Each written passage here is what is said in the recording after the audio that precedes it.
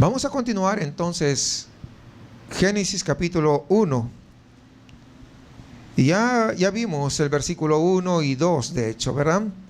En el principio creó Dios los cielos y la tierra. Una declaración tan extraordinaria, hermanos, que nadie es capaz de hacerla. Es una declaración significativa y que jamás nadie se atrevió a hacerla. Al igual que cuando Jesús dijo, yo soy, Jesús hablando, yo soy el camino, la verdad y la vida, y nadie, fíjense, y nadie viene al Padre si no es que. Entonces es una declaración profunda y una declaración significativa.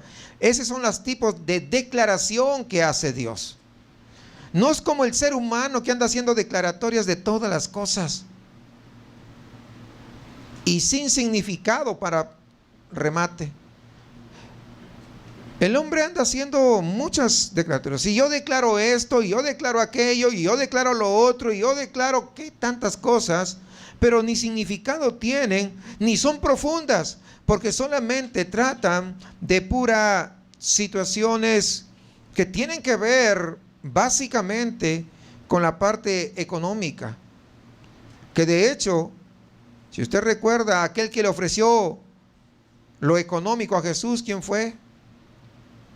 ¿No se acuerda? Si tú postrado me adorares, te daré todos los reinos de este mundo. ¿Quién le gusta ofrecer lo económico? ¿A quién?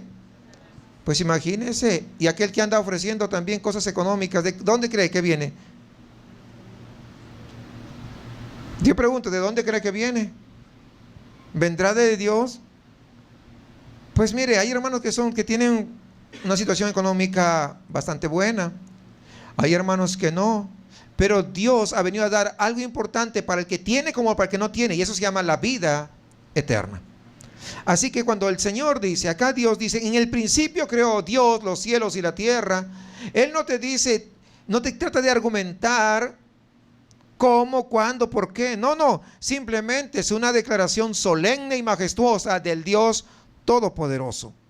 Y que déjeme decirle, el hecho que esté en el libro de Génesis y que sea lo primero que uno lee, significa que esto es como una puerta de acceso obligada a la Biblia.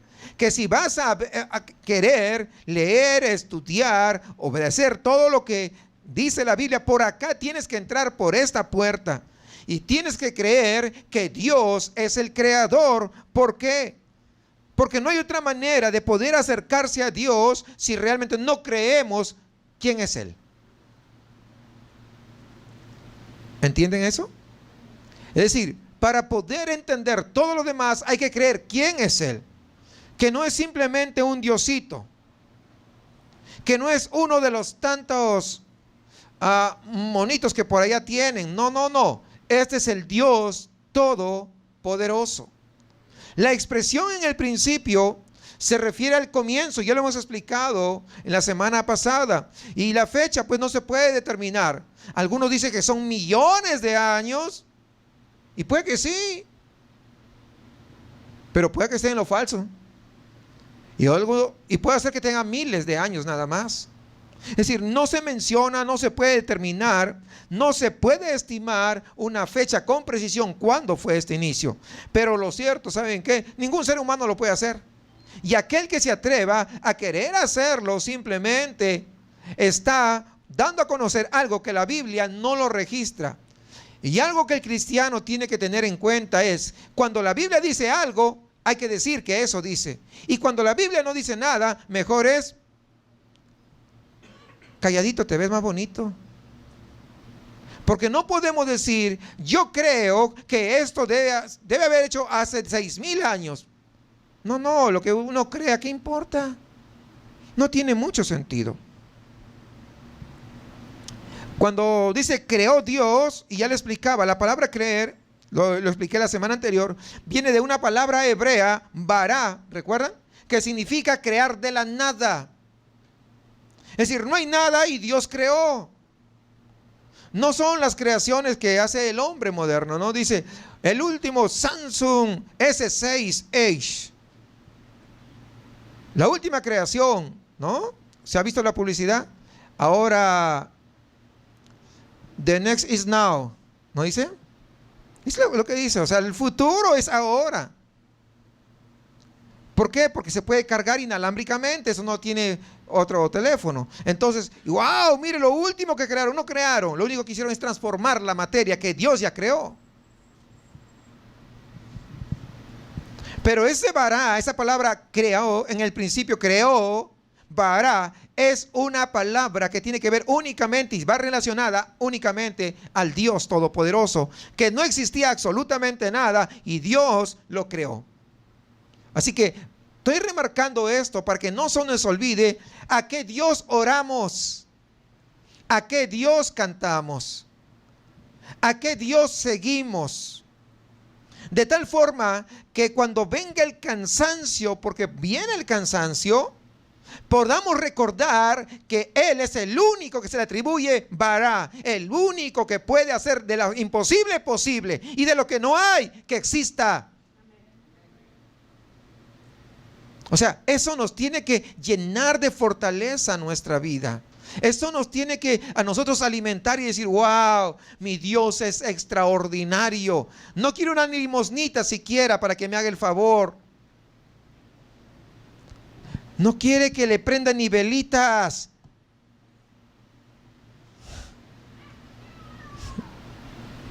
¿Cuántos alaban al Señor?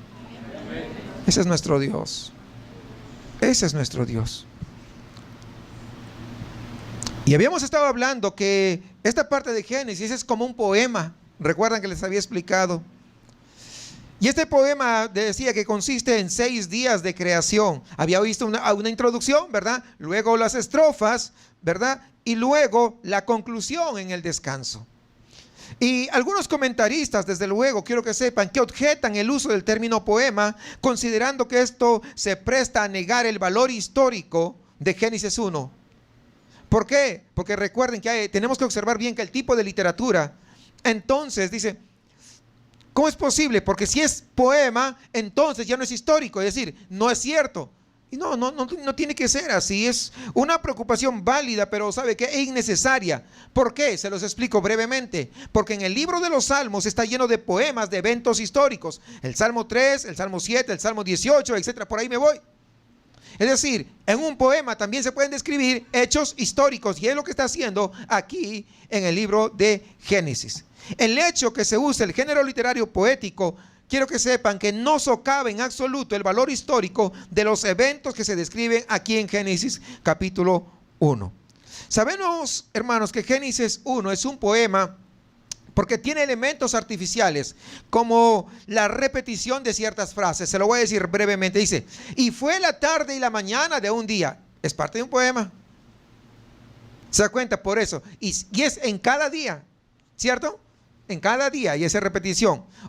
Y vio Dios que era bueno. Es una repetición. Cada día. ¿Se dan cuenta que es un poema? ¿Sí? ¿Captamos la idea? Pero es histórico. Es decir, que fue algo real, que sí se cumplió. No es nada simbólico, sí existió. Así que, antes de comentar sobre este poema de la creación de Dios, es importante, hermanos, también señalar algo. El interés de Moisés y desde luego el interés de Dios no es darnos, escúcheme bien, no es darnos a nosotros una descripción científica de la creación, sino simplemente darnos una descripción poética de ella con fines espirituales. Porque muchas veces algunos van a lo científico. El propósito de Dios no es ese, hacer una descripción científica. Una vez más, no implica, el hecho que sea poético, no implica que carezca de valor histórico, Génesis 1, para nada. Lo que sí implica es que debemos leerlo con bastante cuidado. Con bastante cuidado. Procurando, hermanos, siempre sacar de esto las lecciones espirituales y no datos científicos. No trate de sacar datos científicos. Yo creo, según lo que dice en el año, deben haber pasado 10 millones de años. No tratemos eso. Eso no es lo que nos quiere. Ahora, el texto de Génesis 1 nos da los fundamentos para poder armar la doctrina de la creación, a la luz de la cual nosotros debemos evaluar toda teoría o afirmación científica. Yo digo, es decir, se lo voy a explicar de otra manera. Las conclusiones de los científicos deben ser evaluadas a la luz de la doctrina bíblica de la creación y no viceversa. Porque los científicos dicen, a ver, demuéstrame con la Biblia esto. Yo pregunto, ¿la palabra de quién vale más? ¿La de Dios o la de los científicos? ¿De quién? Pues entonces, ¿cómo pretendemos validar la palabra de Dios a la luz de teorías científicas? Eso es algo ilógico. ¿Comprendemos eso? Por eso, todo lo científico debe ser evaluado a la luz de la palabra de Dios. Porque es la palabra de Dios el que tiene autoridad y no la palabra de hombres. ¿Captamos la idea? Entonces, por eso, algunos a veces como que se ponen a debatir y quieren demostrar científicamente, te van a ganar si haces eso. Dios no es su interés en mostrar algo científico, sino simplemente decirte cómo fue la creación. Y recuerden que en el estado de desorden y tinieblas del versículo 2 aparece la voz creadora de Dios, como que irrumpe. Versículo 3, ahí entramos. Y dijo Dios. Esta es una declaración contundente, pero no solamente eso, sino una declaración genuina, sincera y que se cumple. No como aquellos, ¿no?, que por ahí charlatanes andan declarando. Yo declaro sobre tu vida tal cosa, y a veces le va peor al pobre. Y ya no quiere saber nada con las cosas de Dios. ¿Y por qué no quieres saber con las cosas? No, es que yo un día asistí a la iglesia y declararon sobre mi vida prosperidad y me va peor. Pues te engañaron.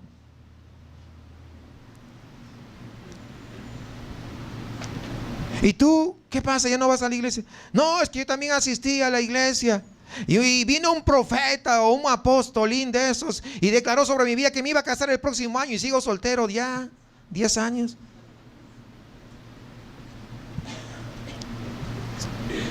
A veces hablan sandeces, hablan porque tienen boca, hermanos. Y eso ya lo hemos explicado en otro momento. Pero realmente a mí me molesta que cojan la palabra de Dios para hablar ridiculezas. Acá veamos una declaratoria genuina de cómo es Dios. Y dijo Dios. Porque a veces, otra vez dicen, hey, ¿sabe qué? Dios me dijo. Y Dios no le dijo nada. Y no se cumple. Es lo peor.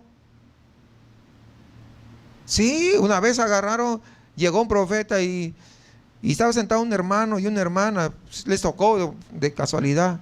Y Dios me dice que se van a casar, te va a ser tu ayuda idónea va a ser ella. Y tú vas a ser su esposo fiel hasta la muerte. Y él dice, ¿y cómo sabe? Pues Dios me lo acaba de decir. ¿Y cómo será eso? Porque yo estoy casado, le dijo. O sea, sí, hermanos, o sea, qué tonterías que se ponen a hablar. Y muchas veces los hermanos que vienen con un corazón genuino y sincero creen esas tonterías. Y por eso muchos andan desanimados afuera. Por eso hay muchos que a veces ya no quieren saber con las cosas de Dios. Pero aquí veamos un ejemplo de que lo que Dios dice se cumple. Y dijo Dios, sea la luz, y fue la luz. Y vio Dios que la luz era buena, y separó Dios la luz de las tinieblas, y llamó Dios a la luz día, y a las tinieblas llamó noche, y fue la tarde y la mañana un día. Entonces, vemos que la obra de creación comenzó cuando Dios habló. Desorden y vacío, y dijo Dios. Y yo te pregunto, ¿no se parece a tu vida y a mi vida? ¿No estaba desordenada y vacía antes que viniéramos al camino del Señor? ¿Esa no era nuestra vida? Porque es la vida de aquel que no tiene a Cristo en su corazón, aquel que no tiene a Dios en su vida, es desordenada y vacía. Se lo puede llenar con cerveza un fin de semana, pero el lunes sigue igual y con dolor de cabeza.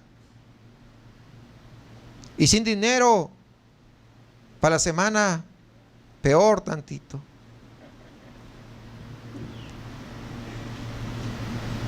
Sí. Pero cuando Dios ve algo desordenado y vacío, Él dijo, y Él da la palabra, y eso es lo que se hace. Y lo primero que creó, dice acá, lo que acabamos de leer, fue, ¿qué cosa? La luz. Y el verbo dijo, cuando dijo y dijo Dios. Ese verbo dijo señala dos cosas. En primer lugar, señala la facilidad con la cual Dios crea todas las cosas. Ahora, porque hablar es muy fácil y es natural en el ser humano. Tenemos la esencia y sabemos que es fácil. Pero además hay otro segundo aspecto. Es la sabiduría con la cual Dios creó todas las cosas, fíjese. Una sabiduría extraordinaria, porque antes de hablar siempre hay un proceso de pensamiento. Pero vemos, al hablar Dios, lo que está haciendo, ¿qué cosa es? Emitir, ¿qué cosa? Su palabra. Ahora, podemos interpretar también esto a la luz del Evangelio de Juan, capítulo 1, versículo 1 al 3, que también es bastante conocido, con lo cual podemos decir que este verbo dijo también está apuntando ¿a quién? A la segunda persona de la Trinidad, que es Cristo Jesús, como Juan lo describe, el Logos o el Verbo de Dios. Dios el Padre plantea la creación, pero la ejecución de la obra estuvo en manos del Hijo. Dice el Salmo 33:6, complementando esto: por la palabra de Jehová fueron hechos los cielos, y todo el ejército de ellos por el aliento de su boca. Aquí tenemos un paralelismo sinónimo, por ende, palabra y aliento de boca. Deben ser entendidos como sinónimos, desde luego, hermano. No son cosas diferentes. Aunque habría que añadir que la frase aliento de boca emplea la palabra ruaj, que tiene el sentido de espíritu, lo que apuntaría a la tercera persona de la Trinidad. ¿Quién es? El Espíritu Santo. Entonces, en el primer día, Dios separó la luz de las tinieblas, creando así, ¿qué cosa? Día y noche. Y estos son los dos primeros escenarios que Dios creó, que luego fueron poblados por los astros, el sol, la luna y las estrellas, y lo vamos a ver eso en el cuarto día. Así que el primer día descrito lo describe acá la Biblia como la tarde y la mañana de un día. Fíjese, ¿por qué está establecido este orden? Porque quizás las tinieblas antecedieron a la luz. Por ende, el primer día comenzó con tinieblas y terminó ¿en qué? En luz. Y este orden, si recordamos un poquito, fue utilizado por los judíos para poder utilizar el concepto de día. Cada día en ellos comenzaba con la puesta del sol, recuerden. ¿Sí? ¿Recuerdan eso? ¿Verdad? Con la puesta del sol comenzaba el día y terminaba al día siguiente. ¿Ok? Entonces tenemos que saber por qué. Acá tenemos la explicación del por qué los judíos lo hacen de esta manera. Algunos objetan el relato bíblico preguntando, ¿cómo pudo haber luz el primer día si el sol no fue creado hasta el cuarto día? Bueno, la respuesta es bastante sencilla. El sol es solamente una fuente de luz. No es la única fuente de luz. Es una sola fuente. Luz en sí puede existir aparte de la luz solar, por ejemplo, luz. Ahora pues sí hay luz eléctrica, pero antes de eso puede ser luz de fuego, luz de un relámpago, luz de una explosión. Además, para Dios, ¿hay algo imposible? No, entonces, o sea, el hecho de querer decir, no, pero el sol fue creado el cuarto día, ¿y cómo puede haber luz? Pues, no lo sé. Pero sí hubo luz, y eso estoy seguro, porque yo creo lo que Dios me dice. Pues está en la Biblia.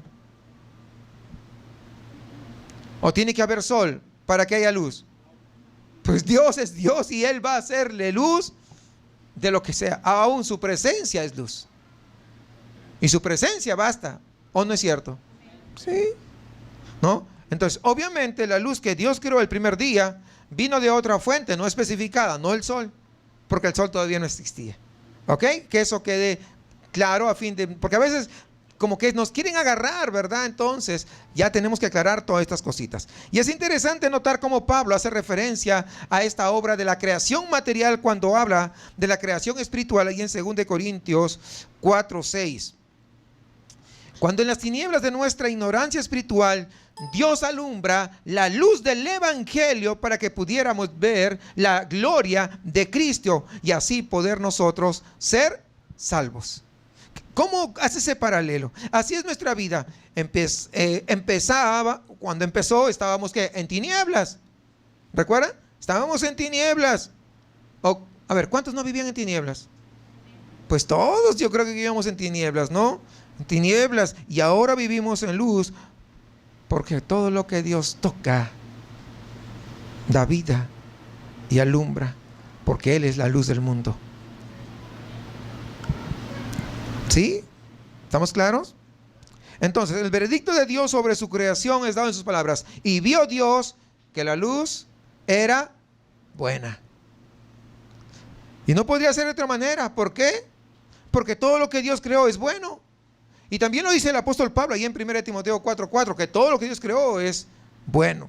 Y Dios nombró la luz día y a las tinieblas ¿cómo? Noche. Al dar nombre, fíjese, ¿quién nombró? Dios. El hecho de que Dios sea el que nombró día y noche, ¿qué significa? Significa una cosa. Significa que Él tiene poder y que Él tiene autoridad para poder poner nombre. ¿Sí? ¿Estamos seguros o no? ¿Entendemos eso o no? Sí, por ejemplo, cuando usted tiene un hijo, recién nace, ¿quién le pone nombre? ¿El vecino? ¿Quién le pone el nombre? Algunos le dejan que pongan los abuelos y ese es otro caso, ¿no? Pero, y antes dejaba que el sacerdote de ir a la parroquia le ponga el nombre, ¿no? Y otros buscaban nombre en el calendario, ¿no? Pancracio, Pánfilo y todo eso, imagínense. Pero habitualmente, ¿quién pone el nombre? Pues los padres. ¿Por qué? Porque tienen ¿qué? Autoridad. Porque son sus hijos. Así Dios tiene autoridad sobre lo que creó y le pone, te vas a llamar día y te vas a llamar noche. Ahí está, claro, la autoridad de Dios. La soberanía de Dios sobre todo el mundo material se debe al hecho que Él es el creador. No hay otra cosa. No había nada antes de eso. Así que en todo este relato notemos el énfasis sobre la acción divina. Fíjense. Y lo subrayé ahí, versículo 3 dice, y dijo Dios, versículo 4, y vio Dios, versículo 4b, y separó Dios, versículo 5, y llamó Dios. ¿Saben qué? Todo esto que estamos viendo aquí, el énfasis que se pone, y dijo Dios, y vio Dios, y separó Dios, y llamó Dios. ¿Saben qué? Este énfasis lo que está dándonos a entender es que Dios lo hace todo y que no necesita ayuda de nadie. Que Él es suficiente. ¿Captamos la idea? Ok. Sigamos avanzando. Segundo día. Si no me voy a emocionar y voy a terminar el primer día nomás. Segundo día. Vamos, versículo 6 al 8. De Génesis 1. Luego dijo Dios, haya expansión en medio de las aguas y separe las aguas de las aguas, e hizo Dios la expansión y separó las aguas que estaban debajo de la expansión de las aguas que estaban sobre la expansión. Y fue así, y llamó Dios a la expansión cielos, y fue la tarde y la mañana, el día segundo. En el segundo día de la creación, Dios separó las aguas de las aguas. Es decir, separó esa masa de agua primigenia que existía en el versículo 2, ¿verdad? Las separó literalmente, las dividió, creando ¿qué cosa? Una expansión, dice. Y esa expansión es esa atmósfera que nosotros conocemos ahora, que rodea la tierra. Si esta expansión realmente dividía las aguas, entonces, ojo, tenemos que suponer que por encima de esta atmósfera había ¿qué cosa? Aguas, exactamente. Había aguas encima y aguas acá de abajo. Dice, ¿no? Las aguas que estaban sobre la expansión. Fíjese, Es decir, había agua sobre la expansión. Y fíjese hace cuánto tiempo que se escribió esto. ¿Y hay agua sobre expansión, sí o no? ¿Sí o hay aguas o no hay aguas? Si no, ¿de dónde llueve? ¿Ah? Pero ya estaba escrito acá. Y fue esa masa de agua que había sobre la expansión la que cayó durante el diluvio, inundando la tierra, desde luego. Porque había sobre la expansión. Fíjense qué extraordinario. ¿Hace cuántos tiempos fue escrito Génesis? No es el libro más antiguo, está en primer lugar, pero no es el más antiguo, ya lo sabemos. Pero de todas maneras, mire, hace cuántos años fue escrito, miles de años, y ya nos daba a entender todo esto. Y lo único que Dios nombró el segundo día fue la expansión, y lo nombró cielos. En el versículo Dios nombró las aguas que estaban debajo de la expansión, pero nunca nombró las aguas que estaban sobre la expansión. Y aquí tenemos la creación de la atmósfera terrestre que conocemos nosotros el día de hoy. La palabra expansión en hebreo es raquia, que significa algo aplastado firmemente así. Después de haber sido golpeado, después de haber sido martillado, ese es un raquia, lo que queda. Después de haberse aplastado firmemente, ese es un raquia. Y más o menos así lo llama. O sea, esta palabra, por ejemplo, se encuentra también en Números, donde dice batieron, es decir, lo aplastaron fuertemente. Y a eso se refiere. Por ejemplo, cuando agarran un metal de bronce para poder darle una forma, primero no le dan la forma, sino primero ¿qué? ¿No? Ese es raquia, ¿no? Que se forja de esa manera para formar una plancha metálica o lo que quiera. En este caso era para el altar. Y al usar esta palabra, la idea que Moisés quiere transmitir aquí en Génesis es que Dios está creando como una bóveda, no algo que ha sido aplastado, pero que está ahí consistente, capaz de soportar las aguas superiores. Es algo que no es fácil de que se pueda caer. Esa es la idea. Imagínense. No nos dan con nuestras palabras, pero al ir a la palabra de la fuente, del original, wow, entonces comienza a entender, wow, o sea que no es cualquier cosa lo que Dios hizo algo muy sólido realmente, algo que va a soportar. Esa es la idea de la expansión. La raquia, no se olvide, esa es una palabra importante. Entonces, que puede sostener todo lo que está ahí encima. Para el hombre eso es algo como ilógico, pero es lo que hizo Dios. Y acá lo están describiendo. Porque Él tiene poder sobre todas las cosas y hace como Él quiere, pero lo hace con sabiduría. ¿Sí entendemos eso, que lo hace con sabiduría?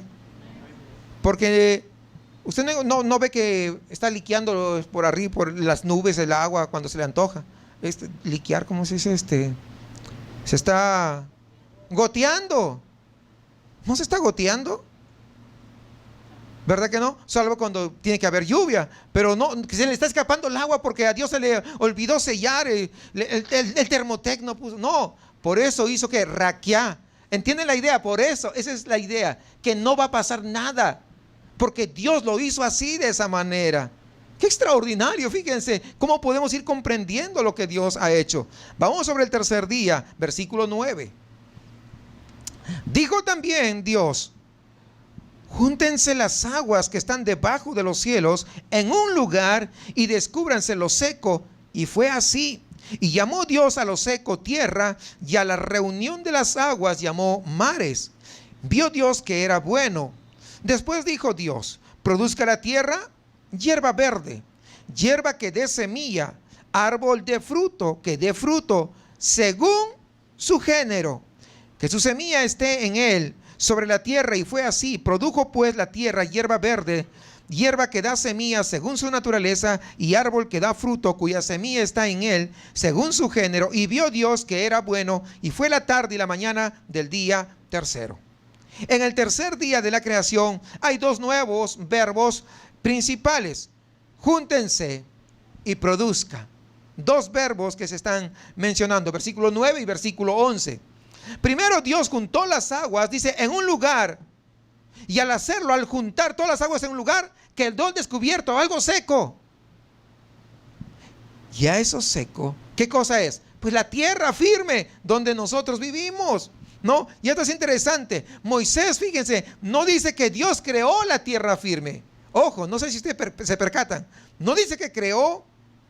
No, para nada. Ya existía. Pero estaba, ¿qué? Debajo del agua. Y lo único que dijo Dios: hey, júntense todos para allá. Y le hicieron caso, porque es la voz de Dios. Lo único que hacía falta era juntar las aguas en un lugar para que se vea la tierra en el resto del planeta. Podemos decir entonces que en esta primera parte del día Dios no creó nada. Lo que hizo es que reordenar las cosas. Muchas veces nosotros, como llegamos aquí, todos desordenados nuestra vida. ¿A poco no? ¿Cierto o no es cierto? ¿Y quién le pone orden? Pues el Señor, cuando uno se somete. Por eso que es importante someternos, para que Él reordene nuestra vida, ¿no? Otro detalle interesante que debemos observar es que las aguas se juntaron en un lugar. Aunque al final el nombre que se le dio a esto era mares, se trataba de la reunión de todo el agua. Y eso es a la voz de Dios. Entonces podemos deducir que de esto, que inicialmente todas las aguas, todas estaban en un solo lugar, y por ende toda la tierra firme era también un solo vasto continente. No habían dos, un solo continente, ¿verdad? Tierra seca. Y otro espacio grande de puras aguas. Porque es lo que está diciendo. Y de ser así, como estamos viendo, esto encajaría perfectamente con lo que los geólogos llaman la Pangea. Pangea. Si no sabe qué es, ve a Discovery. Y también Wikipedia. Este Pangea es el nombre que le dan, dice, a un continente vasto que según los geólogos dice que existía antes que hubieran los continentes actuales como están ahora. Es decir, todo era un solo espacio, todos juntos. No había que Europa, que África, que Australia, que América. No, todo era uno solo. Y que fueron fraccionándose poco a poco, ¿no? Entonces, se comenzaron a separar. Y puede tener lógica, puede tener sentido cuando comenzamos a leer la Biblia. ¿O no? ¿Sí? Dicen que en el terremoto de Nepal, ¿verdad? ¿Sí escucharon el terremoto de Nepal? ¿Verdad? Una catástrofe a nivel mundial. Dice que el Everest se desplazó casi 10 centímetros. No es poco, hermanos. Estamos hablando del Everest, la montaña más alta del mundo. 10 centímetros se desplazó en eso. Entonces, imagínense, pues si ocurría, si era todo, había lo que llamaban la Pangea, se fue fraccionando poco a poco y se fue dividiendo. ¿Tiene sentido? Pero que tendríamos que observar aquí que no se usa el verbo crear, es decir, no se usa el verbo bara del que estábamos hablando, sino se usa el verbo producir. Y fue la tierra que produjo la hierba verde, no Dios, fíjense.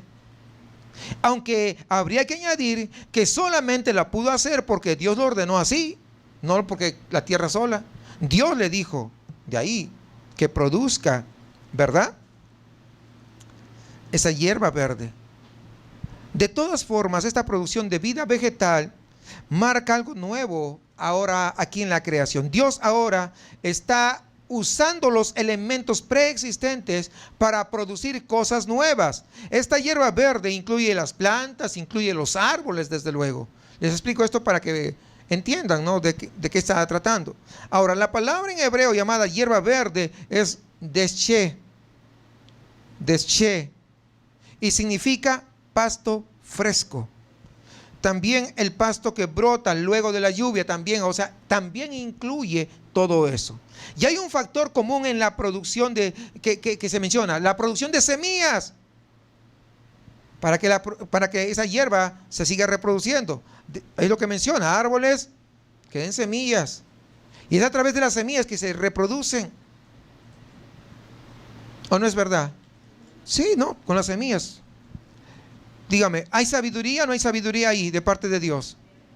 Claro, hay una tremenda sabiduría. Así que esta es otra cosa nueva en la creación. Todo lo que antes se hizo era cuantitativamente fijo, es decir, no era capaz de reproducirse ni multiplicarse.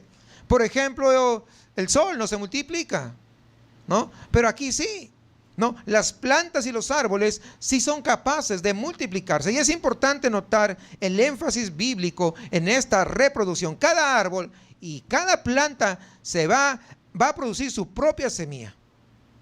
Su propia semilla. Y esta semilla reproduce vida según su género. Es decir, que las naranjas, ¿qué va a producir? ¿Usted ha visto alguna vez que la naranja dé racimos de uvas? ¿No? ¿No ha visto eso? Yo sí vi. En mitología. No, pues que no. ¿Sabe por qué no produce la planta de naranjas? No produce uvas porque cada planta lo hace según su género. Las naranjas siempre va a dar naranjas. Los mangos siempre van a dar mangos y los tomates siempre van a dar tomates. Porque Dios lo estableció así, según su género. Ahí está, Dios haciendo las cosas de una manera ordenadas, ¿no? En otras palabras, aquí, hermanos, si se dan cuenta, con esto no hay chance, no hay posibilidad de la evolución de nuevas especies de plantas o de árboles por medio de la evolución. No hay oportunidad. Puede haber cambios menores, evidentemente que los hay, pero eso no es evolución. Pero vamos a hablar de plantas de un mismo género. Pero no, más de eso, no hay más. No lo hay. Los plátanos siempre han sido plátanos. Ahora, alguien dirá, sí, pero en el Japón llevan los plátanos cuadrados o rectangulares. Sí es cierto, no tienen la curvita. ¿Por qué? Porque pues así lo pide el Japón. Porque la curva ocupa demasiado espacio para poder llevarlos en el transporte, transportarlos hasta el Japón. Porque recuerden que el Japón no produce nada. Japón no siembra nada, no produce nada. Japón lo único que tiene mucho es agua, es mar. Y japoneses, no tiene más. Todo lo compra. Si sabía, todo lo compra. Importa. Y entonces una de las cláusulas que le pusieron a Ecuador para poder importar los bananos, que no tengan curva, que sean rectos. Y eso pues ya es, ¿cómo se llama? Hicieron la genética, ¿verdad? Tuvieron que ahí intervenir para que salgan cuadrados, a fin de que no ocupen mucho espacio y que en los viajes pues optimizar, porque los japoneses son así, les gusta optimizar todo ello. Okay, son los únicos casos, pero han sido manipulados genéticamente y es otra cosa. Sí comprendemos eso, ¿verdad? O sea, eso no tiene nada de evolución ni nada. Les explico esto porque a veces la gente, cuando no entiende todo esto, a veces va a querer cogerle y va a decir, sí, mira que esto. Las sandías también lo hacen cuadradas, no hacen así ovaladas, son cuadraditas, o rectangulares, ¿verdad? Para que quepan, ¿no? Y tienen que medir tanto y pesar tanto, o sea, así con todas esas. Yo de Ecuador le dije, no te vendo nada. Pero bueno, entonces, finalmente, hermanos, podemos notar que en esta acción de poder producir la hierba verde, Dios estaba comenzando el proceso de poblar un ambiente que Él ya había creado anteriormente. Primero, si se dan cuenta, no sé si ustedes van captando la idea, primero que eran los ambientes, los espacios, y ahora Dios los está poblando. Es decir, no hace las cosas al contrario, como a veces nosotros, ¿no? Queremos hacer algo y primero nos lanzamos a no sé qué y luego ya no podemos parar. ¿Y ahora? No, Dios todo lo hace en orden, todo lo hace en orden, ¿no? En este caso, el ambiente, ¿cuál fue? La tierra seca que acababa de hacer. Y luego viene este proceso, ¿no? De poblar este ambiente que Dios había creado. Pero también Dios va a poblar, ¿qué cosa? Los cielos, ¿no? La expansión lo va a poblar. Así que vamos al cuarto día, hermanos. Cuarto día, versículo 14, por favor. Dijo luego Dios: haya lumbreras en la expansión de los cielos para separar el día de la noche, y sirvan de señales para las estaciones. Fíjense, y sirvan de señales. Esto es interesante. Miren, haya lumbreras en la expansión de los cielos para separar el día de la... Miren, y sirvan de señales para las estaciones, para días y años, y sean por lumbreras en la expansión de los cielos para alumbrar sobre la tierra. Y fue así. E hizo Dios dos grandes lumbreras: la lumbrera mayor para que señorease en el día, y la lumbrera menor. ¿Cuál es la lumbrera menor? Exacto, ¿verdad? Para que señorease en la noche. Hizo también las estrellas, y las puso Dios en la expansión de los cielos para alumbrar sobre la tierra, y para señorear en el día y en la noche, y para separar la luz de las tinieblas. Y vio Dios que era bueno. Y fue la tarde y la mañana el día cuarto. Habiendo creado los escenarios, día, noche, aire, mares y tierra con sus plantas, Dios continúa poblándolos ahora. La noche es poblada por la luna y también las estrellas. Y el día es poblado ¿por quién? Por el sol. Así que el propósito de estas lumbreras, ¿qué cosa era? Acabamos de leerlo. Era separar el día de la noche. Iban a servir como señales de tiempo, ¿verdad? Para separar los días, para separar las estaciones, ¿verdad? Servían también para alumbrar la tierra, para señorear o para gobernar. Dios gobierna el día y gobierna la noche por sus servidores, a través de sus servidores, que es el sol y es la luna. Y esto, captemos bien la idea. A mí me encanta porque Dios es tan claro, hermanos. Esto nos enseña que todo lo que Dios hace siempre tiene un propósito específico para poder usarlo. Siempre. El sol y la luna sirven al ser humano como medidas para fijar las estaciones y la duración de los días y de los años. Ahora, quiero que sepa, los astros, las estrellas, el sol, la luna, no sirven para indicar el destino del ser humano. Por lo tanto, la astrología es un uso indebido de la creación de Dios. Y si se hace uso indebido, ¿el cristiano debe hacer uso de ello? ¿Sí o no? Ahí está, muy clara la respuesta, ¿no? Y muy claro como Dios dice, ¿para qué fue creado? Ahí está. Así que si usted leía el horóscopo los domingos, pues lo siento. I'm sorry for you. Porque ahí está muy claro. Vamos al quinto día. Versículo 20. Y dijo Dios: produzcan las aguas seres vivientes y aves que vuelen sobre la tierra, en la abierta expansión de los cielos. Y creó, miren, creó Dios los grandes monstruos marinos y todo ser viviente que se mueve, que las aguas produjeron según su género, y toda ave alada según su especie. Y vio Dios que era bueno, y Dios los bendijo diciendo: fructificad y multiplicaos, y llenad las aguas en los mares, y multiplíquense las aves en la tierra. Y fue la tarde y la mañana el día quinto. En el quinto día Dios se encargó de poblar dos ambientes más: las aguas inferiores, es decir, los mares, los lagos, los ríos. Y una vez más notamos el uso del verbo produzcan, que da la impresión, fíjese, que fueron las aguas mismas que produjeron esa vida acuática. Sin embargo, aquí hay un pero. Habría que notar lo que dice el versículo 21. Dice: y creó Dios los grandes monstruos marinos.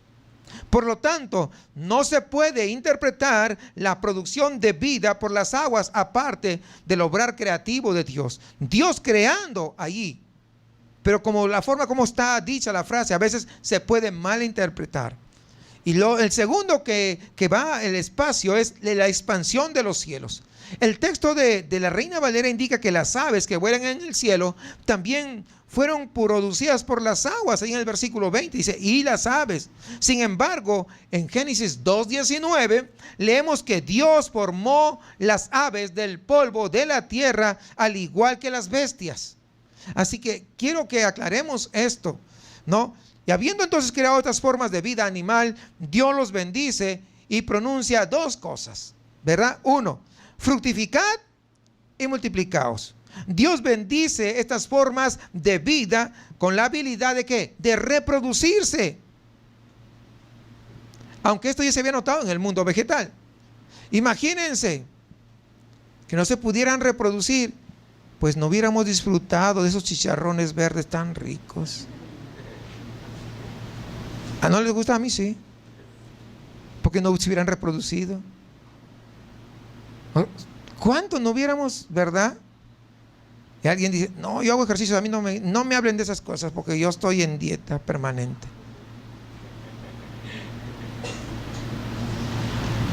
Y número 2, llenen la tierra. Dios no quería que todas las formas de vida quedaran en un solo lugar, sino que poblaran toda la tierra. Todo. Por eso que les dio diferentes capacidades. Así que durante el 5.º día, Dios está poblando los mares, el aire, y además ordena a sus criaturas a fructificarse, a multiplicarse, y el poder hacerlo constituye desde ya una bendición de parte de Dios. ¿Cuántos entienden eso? Que es una bendición. Sí, claro, imagínense. Y ahora vamos, el 6.º día. Versículo 24.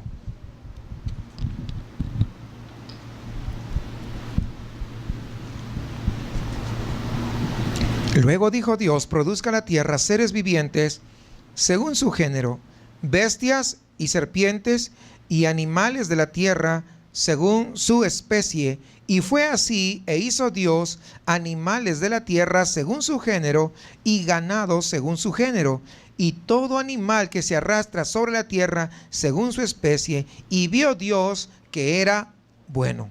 Entonces dijo Dios, hagamos al chango. ¿No dijo así? Imagínense que hubiera dicho eso. No, porque algunos dicen que de ahí venimos, pues, ¿no? Hagamos al hombre a nuestra imagen, conforme a nuestra semejanza, y señoree en los peces del mar, en las aves de los cielos, en las bestias, en toda la tierra y en todo animal que se arrastra sobre la tierra. Y creó Dios al hombre a su imagen, a imagen de Dios lo creó, varón y hembra los creó, y los bendijo Dios y les dijo, fructificad y multiplicaos, llenad la tierra y sojuzgadla, y señorear en los peces del mar, en las aves de los cielos y en todas las bestias que se mueven sobre la tierra. Y dijo Dios, he aquí que os he dado toda planta que da semilla, que está sobre la tierra, y todo árbol en que hay fruto y que da semilla, os serán para comer. Y a toda bestia de la tierra, y a todas las aves de los cielos, y a todo lo que se arrastra sobre la tierra en que hay vida, toda planta verde les será para comer. Y fue así, y vio Dios todo lo que había hecho, y aquí que era bueno en gran manera. Y fue la tarde y la mañana del día 6. Observemos una vez más la expresión según su género. Aquí es evidente que Dios separó la vida vegetal y la vida animal de la raza humana, porque luego diría, hagamos al hombre a nuestra imagen. Esta criatura es el máximo interés, debería ser el máximo interés de nosotros de poder estudiarlo, porque resulta que se trata de nada más y nada menos que de nuestro antepasado. ¿Sí? Y como se declara con frecuencia en este relato bíblico, afirma finalmente que Dios vio que era bueno. Así que todo lo que Dios hace es bueno. Y alguien estará preguntándose, ¿y mi esposo por qué no está tan bueno? Si dice que Dios lo creó bueno. Pues recuerden, consecuencias del pecado.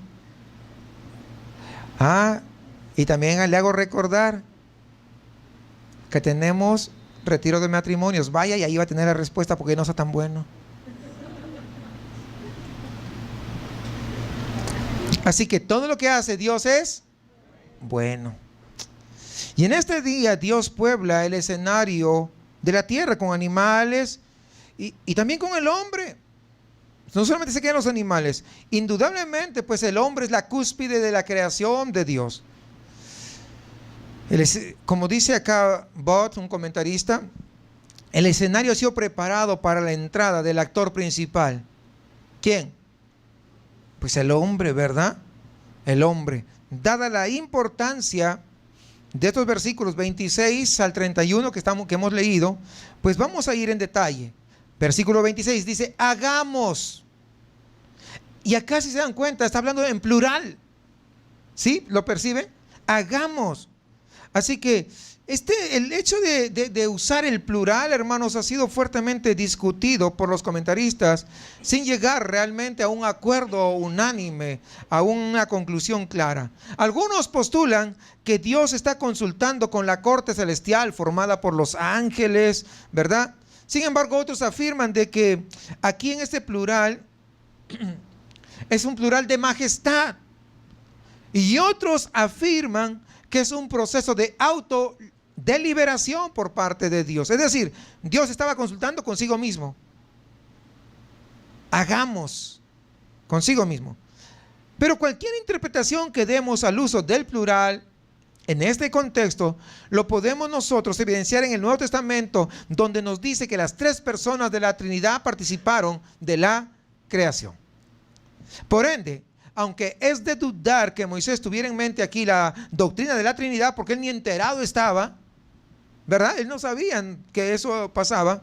A la luz de esta revelación más completa que tenemos en el Nuevo Testamento, podemos afirmar que el plural en este verso lo que está reflejando es la pluralidad que existe dentro del Dios único y verdadero.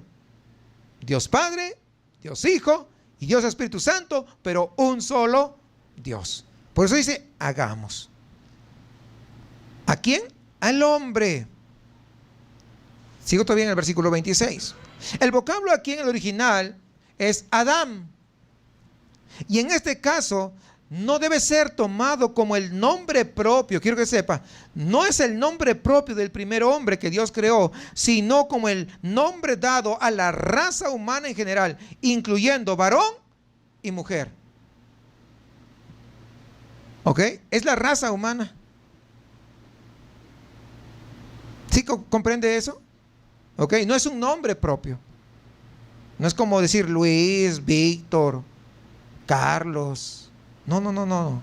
Está refiriendo a Adán, está refiriéndose a la raza humana. Sigamos, versículo 26 dice, a nuestra imagen conforme a nuestra semejanza. El primer término aquí en hebreo es Selem, que generalmente significa escultura, estatua o imagen plástica.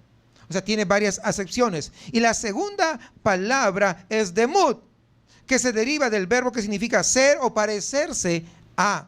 Sin embargo, debemos notar la siguiente observación. Aunque cada vocablo tiene un valor semántico, los estudios han demostrado que aquí tenemos una sola expresión. Hagamos al hombre a nuestra imagen conforme a nuestra semejanza. Es decir, aquí podemos decir que no hay una distinción entre imagen y semejanza, que ambas palabras son utilizadas para expresar un solo concepto, una sola idea, con lo cual podemos decir que aquí hay un paralelismo sinónimo. Usted que estaba estudiando, ¿verdad? Cuando estaba estudiando interpretación de la Biblia, hablábamos de los paralelismos sinónimos. Y aquellos que van a ingresar a estudiar van también a entender eso. Es decir, es una frase que se vuelve a repetir, ¿verdad? Que de manera diferente, pero significa lo mismo. Un paralelismo sinónimo. Y la pregunta sería, ¿qué significa este concepto? Es decir, ¿en qué consiste la imagen de Dios en el hombre? ¿Verdad? Porque de eso está hablando. Entonces, aquí tenemos que abordar el problema de imagen de Dios en el ser humano desde dos puntos de vista: su esencia y su función. En cuanto a su esencia, pues la imagen de Dios nos habla de la capacidad que tenemos todo el ser humano para relacionarnos con Dios. Eso sí. Dios nos ha estampado con algo, nos ha sellado con algo que nos permite establecer una relación íntima con Él. Es en primer lugar. La imagen, entonces, en términos de función, se puede ver que el ser humano es colocado en la tierra como representante de Dios ante toda la creación. Y luego dice, y señoree. Es decir, además de poseer la imagen de Dios, ojo, no está hablando de algo físico, porque Dios es espíritu. Por si acaso hago esta observación. Dios es espíritu, no tiene una forma, pero sí tenemos características de Dios, y es lo que estamos hablando. Entonces, además de poseer la imagen de Dios, el ser humano recibe el privilegio, pero también el desafío de reinar sobre la creación. Como representante de Dios, el ser humano debe ejercer ese poder como Dios lo haría aquí en la tierra, sin abusar de tal privilegio. Debemos entender que hemos sido llamados a reinar sobre este mundo, pero a favor de Dios. Yo pregunto, ¿usted cree que Dios contaminaría los ríos, por ejemplo? ¿Sí o no? Pero cuando usted se va a sus paseitos, a veces deja tirado en la orilla tanta basura. Por lo tanto, no está comportándose como representante de Dios. ¿Se dan cuenta? Estoy hablando apenas de eso. Podríamos seguir.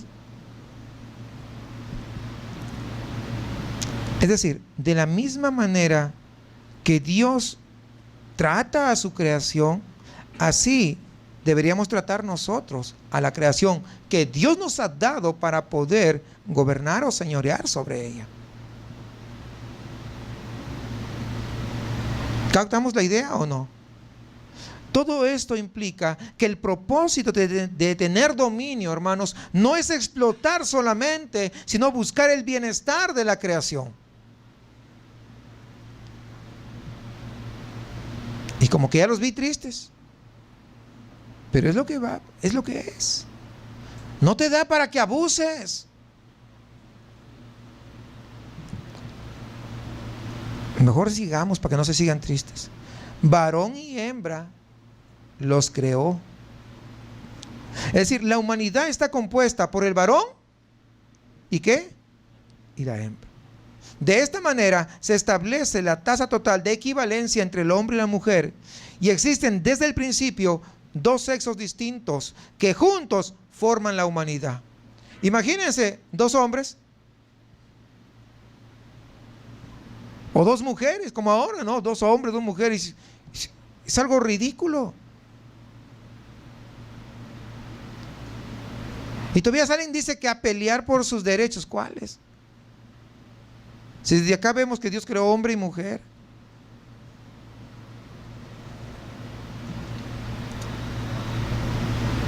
Pues si hay de esa naturaleza, de ese tipo de gente corrompida, pues hay en muchos círculos políticos, artísticos, ¿verdad? Pero déjeme decirle que hasta en las iglesias, y no se lo diga a nadie, sí. ¿Sabe por qué? Porque pues no han entendido la palabra del Señor y no se le enseña la palabra de Dios y no se quieren someter a la palabra de Dios. Esas son consecuencias de no querer obedecer la palabra de Dios. Entonces, desde el principio existen dos sexos distintos y que juntos van a formar la humanidad. Y dicha humanidad ha sido para vivir en comunidad, no aislados, en comunidad. La imagen de Dios en nosotros se ve reflejada en su totalidad a través de la comunidad, porque todos tenemos diferentes caracteres, pero todos tenemos algo de parte de Dios. Todo intento cultural o institucional de separar al varón de la hembra o de establecer el dominio de uno sobre el otro, ¿sabe qué? Está atentando contra la existencia de la humanidad y contradice el mensaje del relato de la creación. Así de sencillo. Tanto el varón como la mujer han sido estampados los dos con la imagen de Dios, y a ambos se les ha dado o se les ha confiado responsabilidades y el privilegio de poder velar por la creación y de glorificar al Creador como representantes aquí en la tierra. Por tanto, amados hermanos, vivamos a la altura de ese gran privilegio que Dios nos ha dado a nosotros, poniendo siempre en alto el nombre de nuestro Dios, considerando su amor, su benevolencia, su gracia, su misericordia sobre nuestras vidas, reconociendo siempre que todo lo que hagamos debemos hacerlo siempre para la gloria de Dios. La palabra de Dios es eterna y actúa aún con el mismo poder, con la misma autoridad y con la misma eficacia. Y como con la palabra se hizo carne Jesucristo, ¿recuerdan ustedes eso? Y al llegar a la vida de las personas lo oyen y se abren y abren ese corazón, entonces Él puede entrar a morar en ellos. Y al igual que en el inicio de Génesis, cuando leíamos, una palabra suya trajo vida, así Dios quiere dar vida al que está muerto. Pero tiene que arrepentirse y poner su fe en Jesucristo. Que si tu vida está en tinieblas, hoy es un buen día para decirle: Señor, yo necesito de ti. Que así como un día tú dijiste: hágase la luz, yo quiero que vengas y hagas la luz en mi vida. Que así como un día no había nada, estaba simplemente vacío y desordenado y vacío, como dice el versículo 2, mi vida tal vez hoy se encuentra así. Ven y ordena lo que tengas que ordenar y que yo pueda vivir para la gloria de tu nombre.